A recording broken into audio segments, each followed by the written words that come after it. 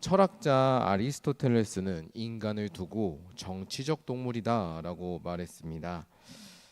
그 말처럼 인간의 역사가 시작된 이래 사람은 항상 정치적인 상황 가운데에서 살아갔습니다. 그리스도인도 인간이라는 점에서 보면 정치적인 존재이고요. 그리고 여러 가지 정치적인 상황 가운데 살아가고 있습니다. 좀 더 직설적으로 얘기하면 정치라는 것이 우리의 신앙생활에 직접적인 영향을 미치는 경우가 많기도 합니다. 조금 가벼운 예일 수 있지만 군대를 한번 생각해 보시죠. 사단장이 기독교인이냐 아니냐에 따라서 그리스도인 장병들의 신앙생활이 달라집니다. 배려를 받는 신앙생활의 폭도 달라지곤 하지요. 초대교회 때는 이런 영향력이 더 강력했던 것 같습니다. 가까이는 유대인들이 기독교를 핍박을 했습니다. 그래서 사도행전을 보시면 그리스도인들이 자기의 신앙을 지키다가 감옥에 갇히기도 하고 심지어 죽음을 각오해야 되는 경우도 있었습니다.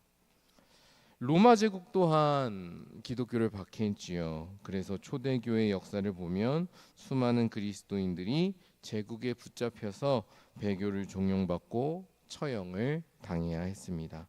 그리고 그런 위협에서 벗어나고자 카타콤이라고 하는 공동묘지 안에서 예배를 드려야 했었죠. 오늘날은 어떻습니까? 여전히 물리적인 박해가 이루어지는 지역도 여전히 있고요. 물리적이지는 않더라도 이 사회적인 분위기와 제도들을 통해서 우리가 때때로는 어려움을 겪을 때가 있습니다. 주변 사람들의 조롱을 마주할 때도 있고요. 미움을 받는 상황도 경험하게 되지요. 그래서 많은 사람들이 자기의 신앙을 드러내기보다는 숨기면서 살아가고 있고요. 교회의 이름으로 공적인 일에 참여하는 것이 예전만큼 쉬운 상황은 아닙니다. 자, 이러한 상황 속에서 그리스도인들은 어떻게 이 세상을 살아가야 할까요? 좀 더 구체적으로 묻자면 그리스도인과 정치는 무슨 관계고 그리스도인의 정치 생활은 어떠해야 하는 것일까요?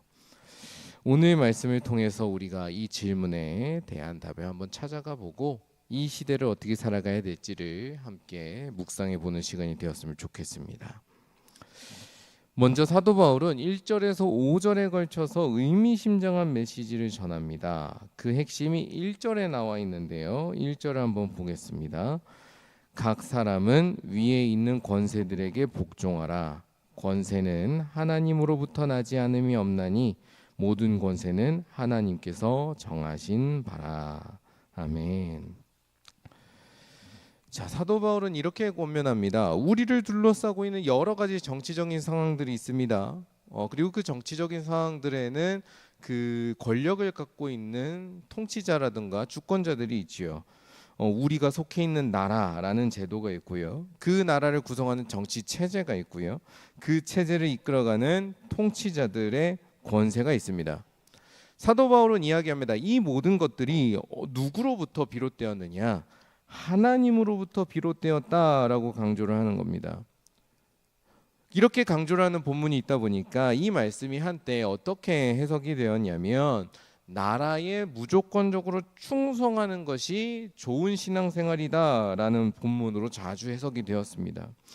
그래서 반역을 한다던가 사회운동을 한다던가 저항을 하는 것은 기독교적이지 않다, 신앙적이지 않다라는 식으로 사용되곤 했지요. 왕은 하나님께서 주신 것이다라는 왕권 신수설 또한 이 본문을 통해서 강화된 대표적인 어떤 사상이었습니다. 자, 그렇다면 이 사도 바울의 권면을 따랐을 때 우리들은 어떤 상황에서든지 아무런 비판을 하지 않고 나라에서 시키는 대로 통치자가 하라는 대로 입을 꾹 다물고 복종하는 삶을 살아야 되는 것일까요? 이 본문을 그렇게 본다면 우리 성경에 나와 있는 전체적인 이야기 그리고 교회 역사에서 보여주었던 그리스도인들의 모습과는 그것이 잘 맞지 않다는 것을 발견하게 됩니다. 여러분 한번 구약 성경의 예언자들을 생각해 보십시오. 그들은 목숨을 걸고 왕에게 나아가서 하나님의 말씀을 선포했고요. 왕이 이 나라를 잘못 다스리고 있다는 것을 강력하게 비판을 쏟아냈습니다. 하나님의 심판을 선포했지요. 초대교회 그리스도인들이 통치자에게 순종하고 침묵하는 사람들이었다면, 그저 복종하는 사람들이었다면 로마 제국의 거대한 박해는 이 정도로 일어나지 않았을지 모릅니다. 자, 그렇다면 오늘 사도 바울이 우리에게 전해주고 있는 이 권면, 권세에 복종하라, 이것은 무엇을 의미하는 것일까요? 이것은 그 어떤 것보다도 이런 의미를 갖고 있을 것입니다.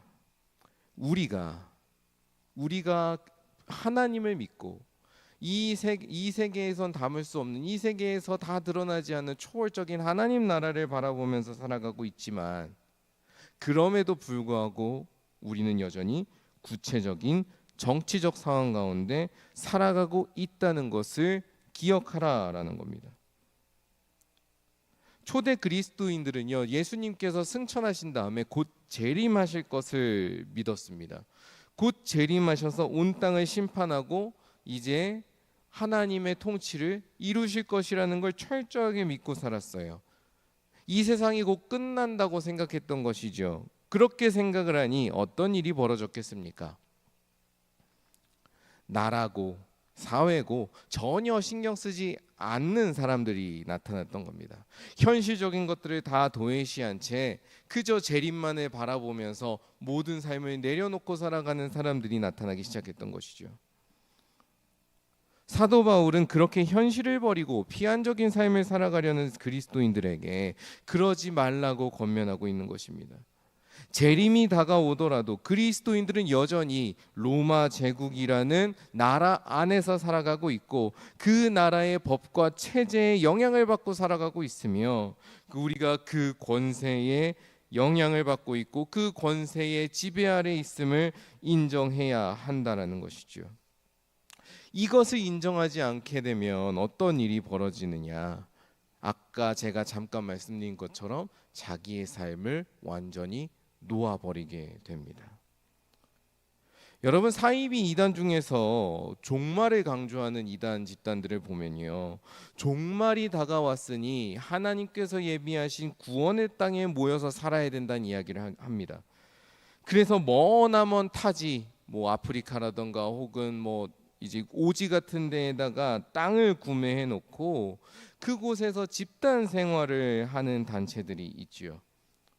수많은 사람들이 자기의 전 재산을 들어서 그 집단에 갖다 바치고 그곳으로 가서 노예처럼 살아갑니다. 왜 그렇게 살아가게 되는 것일까요? 종말이 다가온다는 잘못된 가르침에 취한 나머지 나에게 영향을 미치는, 나에게 실질적으로 살붙여서 주어져 있는 그런 정치적인 상황들, 그런 사회적인 상황들을 무시하고 도외시한 결과라고 할 수 있습니다. 피안의 삶만을 추구하니 지금 현세의 삶을 다 포기해버린 것이죠. 또 사도 바울의 권면에서 우리가 또 한 가지 발견하게 되는 의미가 있다면, 그것은 이 권세들을 통해서 하나님께서 이루고자 하시는 목적이 분명하게 있다는 것입니다. 여러분, 3절과 4절을 보시면 이렇게 말씀하고 있습니다. 다스리는 자들은 선한 일에 대하여 두려움이 되지 않고 악한 일에 대하여 되나니, 내가 권세를 두려워하지 아니하려느냐? 선을 행하라. 그리하면 그에게 칭찬을 받으리라. 그는 하나님의 사역자가 되어 내게 선을 베푸는 자니라. 그러나 내가 악을 행하거든 두려워하라. 그가 공연히 칼을 가지지 아니하였으니 곧 하나님의 사역자가 되어 악을 행하는 자에게 진노하심을 따라 보응하는 자니라. 아멘. 인간은 누구나 언제든지 악을 행할 수 있는 사람들입니다. 그리스도인이라고 예외가 아니지요. 우리는 사람인 이상 언제든지 잘못된 길로 빠질 수 있고요, 다른 사람들에게 심각한 피해를 끼칠 수 있습니다. 사도 바울은 이야기하는 겁니다. 우리를 지배하고 있는 권세들, 통치자와 법률, 이 나라라는 것은 우리가 그렇게 잘못된 길로 빠져들었을 때, 우리가 악을 행하고 타락해 갈 때에 우리를 막아세울 수 있는 최소한의 장치가 된다라는 겁니다. 물론 완벽하지는 않습니다. 통치자도 악할 수 있고요. 법률과 체제도 악할 수 있습니다. 악하게 사용될 수 있지요. 그럼에도 불구하고 하나님께서는 이들을 통해서 우리가 살아가는 세상에 최소한의 선을 지켜나갈 수 있도록 하셨다라는 겁니다. 그 뜻을 가지시고 선에 봉사하는 의도를 가지시고 이 권세들을 세워 나가셨다는 것이죠. 여러분, 만약에 이 최소한의 선마저 없다면 우리가 살아가는 세상은 어떤 세상이 되겠습니까? 아마 그런 세상은 영국의 철학자 홉스의 말처럼 만인에 대한 투쟁의 상태에 빠질지도 모릅니다. 나의 이익을 위해서 상대방을 철저하게 이용하고 피해를 입히는, 그렇게 하고서도 아무런 가책이나 어떤 처벌도 받지 않는 끔찍한 일들이 벌어질 수 있는 것이지요. 이러한 세상은, 하나님께서 바라시는 세상은 결코 아닐 것입니다. 그러니 그리스도인들은 어떻게 살아가야 하겠습니까? 통치자들과 권세들을 도와야 합니다. 통치자들과 권세들을 도와서 이 세상이 조금 더 선해지는데, 조금이라도 그 선이 확장되는데 힘써야 합니다. 통치자가 선하지 못하다면 선해질 수 있도록 권면하고 중보해야 하는 것이지요. 그런 섬김을 통해서 하나님의 뜻이 이 땅 곳곳에서 이루어져 간다는 것을 믿는 것, 그것이 그리스도인이 이 땅에서 살아갈 때 필요한 자세이라는 걸 기억해야 하겠습니다. 말씀을 정리합니다. 그리스도인이란 하늘을 바라보면서도 땅에 발을 딛고 살아가는 사람입니다. 우리가 그것을 기억해야 하겠습니다. 우리가 속한 사회를 무시하고 멀리하고 도외시할 것이 아니라 이 사회가 하나님의 선하신 뜻에 순종할 수 있도록 우리가 함께 동행하고 섬겨야 합니다.